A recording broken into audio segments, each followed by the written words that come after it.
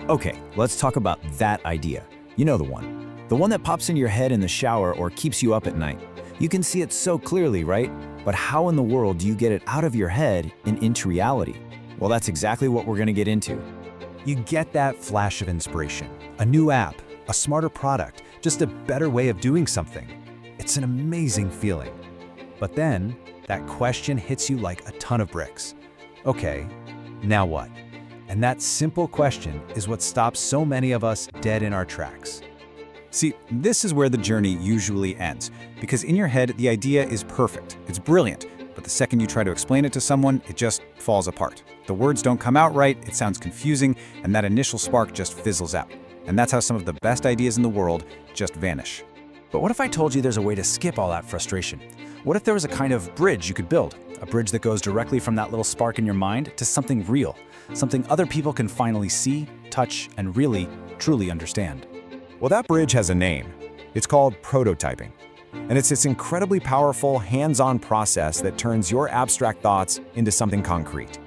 It's not just another step in a long process. It's the very first real step you can take to cross that huge gap between your imagination and an actual creation. So what is it really?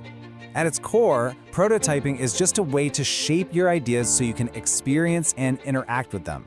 And I want you to really lock on to those two words, experience and interact. This isn't about making a perfect, polished, final product. It's about making something you can play with, test out, and let it talk back to you. You can almost think of it like this. A prototype lets you have a real conversation with your own idea. You build a quick, rough version of it, and it immediately starts showing you things. It tells you what works, what feels awkward, what's confusing. It reveals all these surprises you would have never thought of just by thinking about it. And this brings us to the whole philosophy that makes prototyping so powerful. It's a method called build to think. Now I know, that sounds totally backward, right? Don't you think first and then build? Well, not always. This whole approach completely flips that script. The best way it's been described is as a simple, cheap, and fast way to shape ideas. And let's break that down because every word there is gold. Simple means you don't need fancy skills or degrees. Cheap means you're using cardboard and sticky notes, not a huge budget. And fast means you get answers in hours or days, not months or years.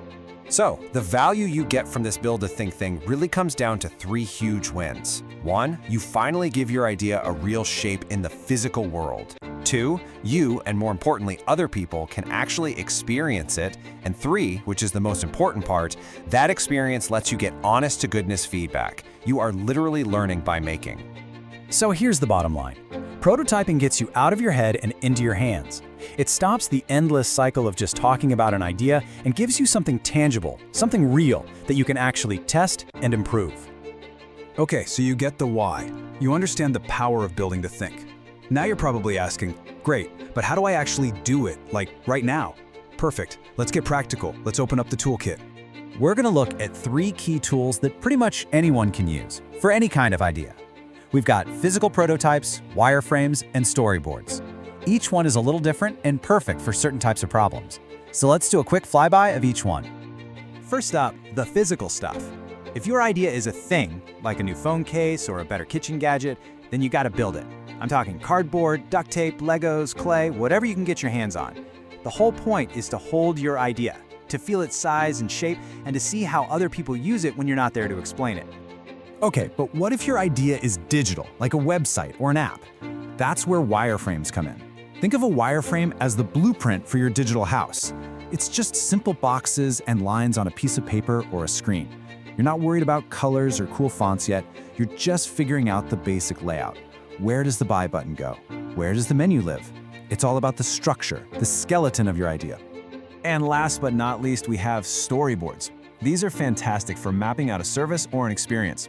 You literally draw it out like a comic strip. Panel 1, a person realizes they're hungry.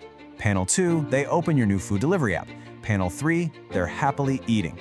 A storyboard forces you to see the entire journey step by step through your user's eyes. So, when you put this all together, you see the massive shift in mindset. Prototyping pulls us away from just sitting around and thinking and pushes us into actively building.